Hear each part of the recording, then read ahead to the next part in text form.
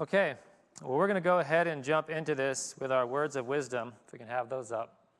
If you stand for nothing, you will fall for anything. Has anyone heard that statement before? I don't know who it's attributed to. Someone in the first service said it's Garth Brooks. I'll accept that. That's fine. He's a cool guy. All right. Well, I want to start with a little experiment, which is going to require your participation, but you don't have to raise your hand, so you can let those nervous jitters go away already. I'm going to put some names on the screen, and I'm going to invite you just to sit back and sense your reaction to those names, what happens in your body. So here we go. See if you're put off or uncomfortable when you hear these names. Gautama Buddha,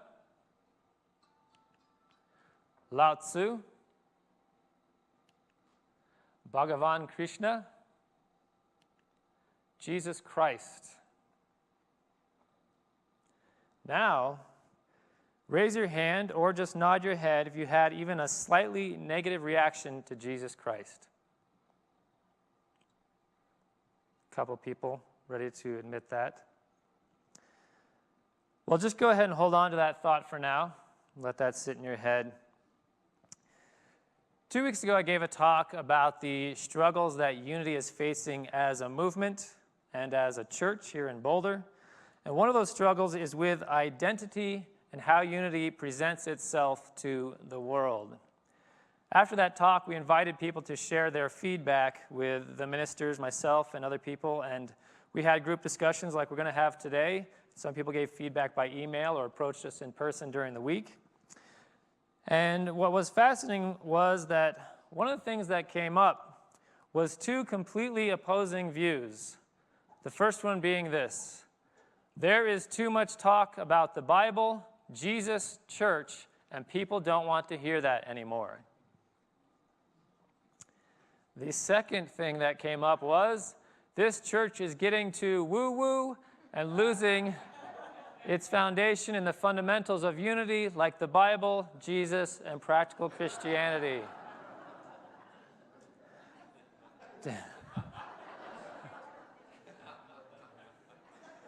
you see the difficult issue we face? So, coming out of this and hearing the feedback, I have been inspired to share a personal story with you today. And it took place back in 2015, shortly after I had just graduated from my ministerial school in Detroit, Michigan. I was just entering my year of internship, which at the end of that year I would then be ordained as a Unity minister. I was also currently at that time the minister of Unity of Las Vegas, and I had been so for almost 3 years at that point. So here I was, this young, excited, fresh minister on the scene, ready to change the world, and I was confident and all those things that come with that sort of situation. But something was horribly wrong beneath the surface. So as I share my spiritual process and thinking at that time with you today, I hope you'll find something in this for you as well. And if you don't, I have no guilt on that. That's your fault, not mine. So for those of you that don't know, most major cities have what's called an interfaith council. Is everyone familiar with an interfaith council? Raise your hand so I know at least our demographic here. All right, so maybe 20% of people know what that is. This is a volunteer group of religious leaders and lay people who come together from all different religions and faiths and non-religions like atheism to discuss topics from their belief and their viewpoint. Usually it's current issues that are happening in the world or just religious topics that we could talk about. And the purpose of this group is to create a more informed public and to dispel any myths or misinformation that is out there about these different faiths or religions. You know how rumors get started. And so it's an open discussion forum so we can ask those questions that we didn't feel comfortable asking in other settings. So a lot of that happens there. And at that time, in 2015, I was an active participant in the Interfaith Council of Southern Nevada. This is their mission statement. A world where all faiths, spiritual paths, cultural traditions, and communities cooperate for the benefit of all and are honored, respected, and celebrated. Sounds pretty good, right? That's a noble cause. Well, this group had monthly meetings, and we would get together, those of us who'd show up. It'd be anywhere from 8 to 20 to 30 people that would show up, and the meeting spaces were at the different religious centers throughout town. Would volunteer up one of their spaces for us to meet in, and we'd come together and we'd meet with all the different faiths, and we'd always have a series of 3 or 4 questions we were going to address, and then we'd open up at the end for other comments and questions. And then a couple times a year, they would actually put on something called the Interfaith Forums. These were much larger events in a space probably this size that was full, packed seating. And these were a panel of leaders, a collection of the various religious leaders representing the religions and belief systems in Las Vegas would be up on a panel. And they would speak on specific topics that would be for that particular forum that year. And they might have 1 or 2 forums a year. So I had been regularly attending the monthly meetings, and Erna, my wife, and I would go and attend these larger forums together. And the first one we went to was at the Las Vegas Jewish Synagogue Ner Tamid, which is a beautiful space, and that was a great event. And on that discussion panel that day were leaders from Judaism, from Islam, humanism, from the Sikhs, from the Church of Jesus Christ of Latter-day Saints, and from Christian Science. The second event we went to, either later that year or the next year, was at the Las Vegas Church of Jesus Christ for Latter-day Saints Temple in Las Vegas, which was a very big, beautiful temple they have there. We weren't allowed in the primary building, if you understand that faith, how that works, but they did have a secondary building that we had the event in, and there was probably 300 or so people at that event. And on that discussion panel that time, it was paganism, Buddhism, humanism, Sikhism, and again, Church of Jesus Christ of Latter-day Saints, since they sponsor that, and Christian Science again. And one of the beautiful things I discovered out of this whole process was that it was the Church of Jesus Christ of Latter-day Saints, which was the primary push in most cities to get these interfaith councils established, and actually funded them in many cases and gave them the space to do it. So that's a really beautiful part of their mission, is to get the word about and to share these communities and faiths so we have a better understanding of each other. Now let me preface what I'm about to say with this. These were powerful, informative, beautiful events and experiences. And let me also say this, I come to events like this with a very different perspective than most people do. And I can probably speak on behalf of Jack and Santish and other ministers in the same way. I'm always looking to expand my awareness when I go to something like this, as well as my community's awareness. And I come from the perspective of a minister, of a spiritual leader, and so I don't necessarily share the same viewpoint as someone that might be sitting next to me there who's just a lay person and doesn't have a ministry of their own. So I'm looking at it in a different way than most people would be. And so here's why I needed to preface with that. Because I came away from each of these 2 large events with the same deep, sickening feeling. It was a very complicated feeling, and one that I struggled to try to get in touch with for weeks after each one of these events I attended. Both times it drove Erna absolutely nuts with all the questions I had and all the issues I was facing after the events, so much so that she banned me from any future events until I figured out what was going on inside of me. And the best way I can describe what I was feeling is this. If we can have this up. What is the point of it all? Has anyone ever arrived in their life with this question? That's where I was. And it's an awkward place to be as a newly ordained or about to be ordained minister. This is what I was feeling deep down, and it was very uncomfortable for me. But as I processed and I reflected on it in prayer and meditation, I finally discovered how it was getting triggered in me at these events. So let me explain by going back to the Interfaith Forum, these large events. So there I was, sitting at the Church of Jesus Christ of Latter-day Saints room outside their temple, the extra room they had, listening to each panel member answer this specific question. The question they were given was, how does my religion unfold in my daily life and relation to others? Basically, they're asking, what does your religion look like on a daily basis? Like we hear the concepts of religion, we hear the tenets of religion. What does it look like as you live your average life? That's what they were supposed to explain. And it was a great question that came with a lot of wonderful answers that were very insightful about how, does a Sikh live their average life? How does someone from religious science live differently than anybody else?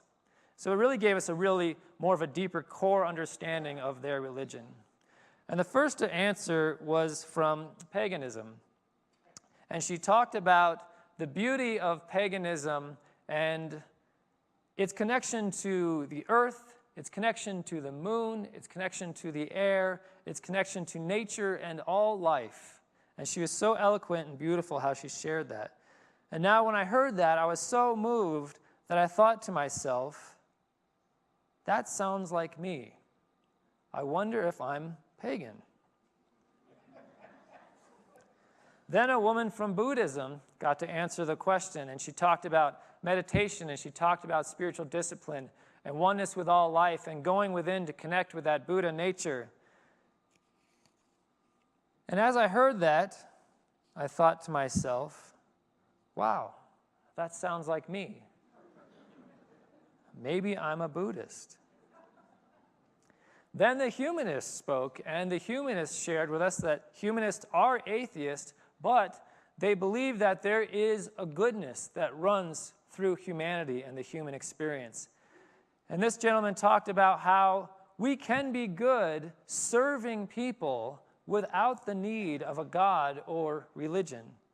So we should serve other people and serve this planet, and we should make an effort to leave it a better place than we found it. And I thought to myself, that sounds like me. Maybe I'm a humanist. Then a gentleman spoke about what it means to be Sikh, where all religions are respected and there is only this life. They believe there's only this life. And in this life, you must live it to the fullest by putting others first always. Their most important thing is to put others first always. And he said, we must fight for the underprivileged and defend equality and truth in this life. And yes, I thought, that sounds like me. Maybe I'm a Sikh. Then the elder from the Church of Jesus Christ of Latter-day Saints spoke. He focused on the importance of community service and family and dedicated worship and faith and a spiritual structure to help you grow and expand. And I thought, I deeply respect that dedication to family and faith and spiritual structure. Maybe this is me. Finally, the woman from religious science had an opportunity to answer the question. She talked about how religious science actually embraces everything all the other panelists had said, as well as the connection between science and religion as a tool to prove our interconnectedness and our ultimate oneness.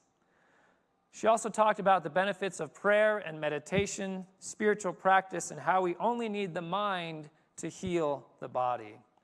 And I thought to myself, this sounds a lot like me. This sounds a lot like unity. Maybe I'm actually religious science. Now let me clarify. This sounds a bit tongue-in-cheek, but as it was happening, I was very serious about what was going on in my consciousness. I was really questioning if maybe I would be a better fit in one of these other religions or faiths. So you may sit here thinking, well, that's not so bad because unity embraces all paths to truth, so it really is sort of in alignment with the way unity is anyway. So let's crawl deeper into my mind to better understand my struggle I was going through at that time. As I sat listening to each of the panelists answer the question, I began to imagine myself up there because I thought potentially at some point they could ask me to be a panelist, because that's what they do, is they ask the different leaders that show up at these things to be a panelist. I could easily be a panelist up there. So I was imagining myself there, up there with the panelists, and it was about to be my turn to answer the question. I was getting ready to describe unity to the audience. My turn comes around, the audience all looks at me, and in my imagination, I watch myself begin to speak. And as I listen to how I would answer that question, I am not proud of what I hear myself say. My response lacks foundation, it lacks clarity, it lacks purpose. I hear myself give a wishy-washy, non-committal response with a bunch of nice-sounding spiritual words that don't mean much of anything to anyone at any time. My answer had no conviction, there was no call to action, and it had no guts behind it. Now, my first reaction to what I heard myself say in my own imagination was, "What are you babbling about?" My second reaction was to say, "You have no right to be on that stage because you don't know who you are, and that doesn't inspire anybody." But the shad I heard up there was not the shad I felt inside. I felt grounded, I felt concrete, I felt powerful, I felt clear, I felt decisive, defined about my belief and my understanding of unity. But the descriptive words I had been given, that I had learned to use in unity, did not reflect that. Unity is progressive, unity is spiritual, it's metaphysical, it's holistic, it's inclusive, it's practical, it's applicable. But those are all adjectives describing something. But what is that something we keep describing? They don't say what that something is. There's no noun there ever put at the end of all those descriptive words. Well, we say unity is new thought. So let me ask you this. Raise your hand here if you know what new thought is and you can define it. I thought so. We had two people in the first service, but if you take away Jack, we only had one.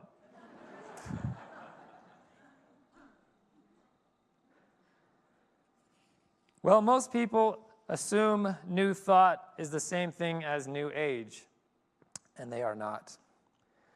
And there's also a lot of other confusion that continues.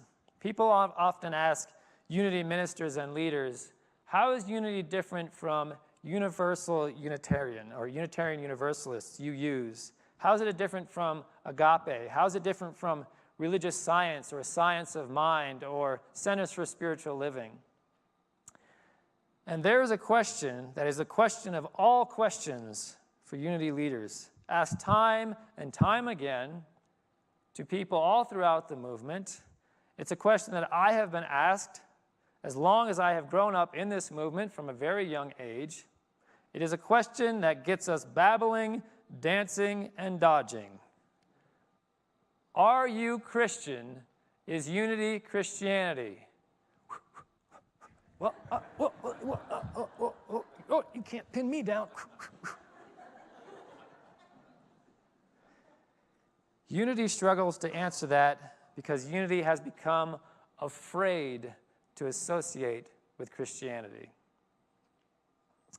Likely due to the fact that many people come here fleeing the Bible-based religion of their past, calling themselves recovering Catholics, recovering Baptists, recovering Mormon, recovering Episcopalian, recovering Christian, and on and on and on. The various Christian denominations have left a bad taste in our mouths. So much so that hearing the name Jesus Christ can be off-putting and make us uncomfortable.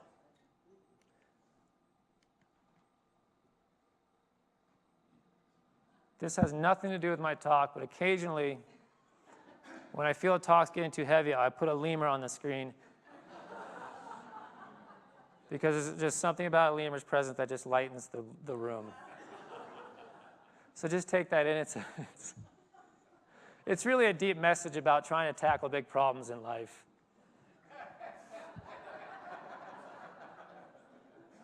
Some of you need more time with that, I guess. Thank you, Farouk, for getting that. So let's do this as another little experiment. Raise your hand if you think Jesus Christ's intention was to have you associate his name and teachings with fear, judgment, closed-mindedness, war, bigotry, racism, hatred, exclusivity, homophobia, guilt, and hypocrisy. Raise your hand if you think that was Jesus Christ's intention. Raise your hand if you think that was the actual message that Jesus Christ taught. Of course, it was not, and no one raised their hand. But that shows the horrible injustice that has happened through 2,000 years of limited human ego-driven, power-hungry, closed-minded individuals twisting and distorting the deeply powerful and transformative message of this amazing, enlightened being.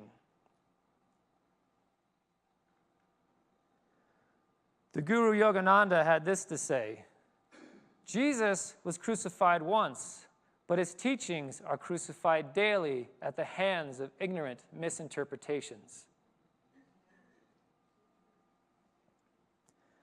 A horrible injustice has occurred to a soul that deserves nothing but the highest admiration, reverence, and respect. Jesus was a spiritual activist who started a spiritual movement, but yet we wound up with this. All these offshoots of Christianity, Eastern Orthodox, Roman Catholic, Anglican, Protestant, we've got Greek Orthodox, Alexandrian, we've got Lutheran, we've got Methodist, and on and on and on and on and on. All claiming they are the one true religion of the Bible, and by and large teaching the polar opposite of the actual message in the Bible.